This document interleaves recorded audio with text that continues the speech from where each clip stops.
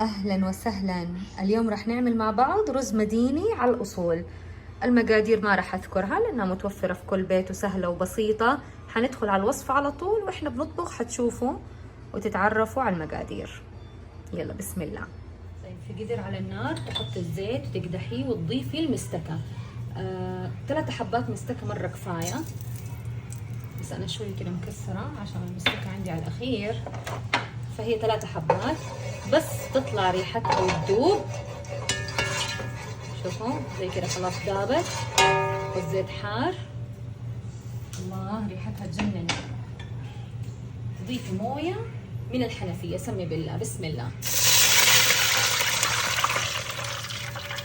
على البارد تنزلي اللحمه او الدجاج. اليوم احنا حنسوي وصفتنا بالدجاج. تنزلي الدجاج في المويه وتستني يفور وتبدأي تشيلي الزفرة.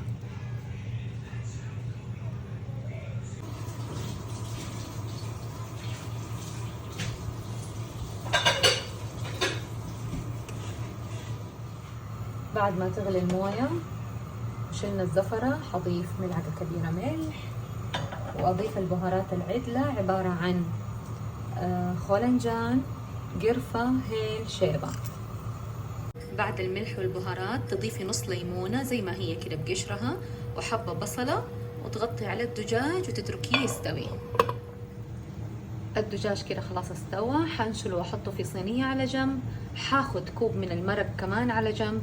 حشيل الليمون البصل بالصفاية صغيرة كده، اصفي المرقة، وبكده جاهزين نعمل الرز. طيب راح اضيف لمرق الدجاج الرز المصفى من موية النقع. نضيف ملعقتين حليب. الحليب كده يعطيها لون ابيض زاهي. وعندي هنا بشر برتقال، ما حضيفه كله، حضيف جزء وجزء حيكون مع الدجاج. نرفع النار، نوزن الملح ونخلي الرز يشرب كامل المرق. هنا عندي المرق اللي شلته على جنب، في حطته زبدية، حضيف له معجون طماطم تقريبا 3 ملاعق كبيرة. عندي هنا ملح ليمون اختياري، هيل وفلفل اسود، هيل مطحون، وحنضيف بشر برتقال، الباقي من بشر البرتقال، ونخلط. عندي هنا موية كادي وزعفران، حضيف جزء هنا مع الخلطة وجزء نتركه للرز. خلاص كده هذه الخلطة للدهن، حدهن بيها الدجاجة.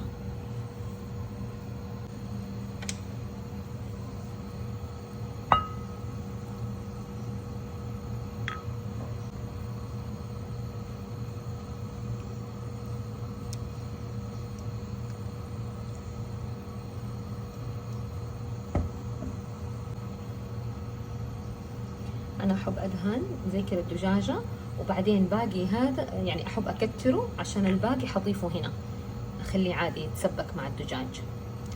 نحب المرقة حقتها دي اللي بالصلصة. خلاص كده هي اتدهنت جاهزة للتحمير، وأضيف دي كده. خلاص بكل بساطة حدخلها الفرن تتحمر. الرز شرب كامل المرق، دحين راح احط تنكة تحت القدر عشان تتوزع الحرارة، واكمر الرز من 10 ل 15 دقيقة. حالة الارز 3/4 استوى. قبل ما اكمره حضيف ماء الكادي والزعفران المنقوع، واحلى رز مديني صار جاهز. ما شاء الله تبارك الله. بالعافية على كل اللي حيطبقوا. جربوها بهذه الطريقة ترى مرة لذيذة.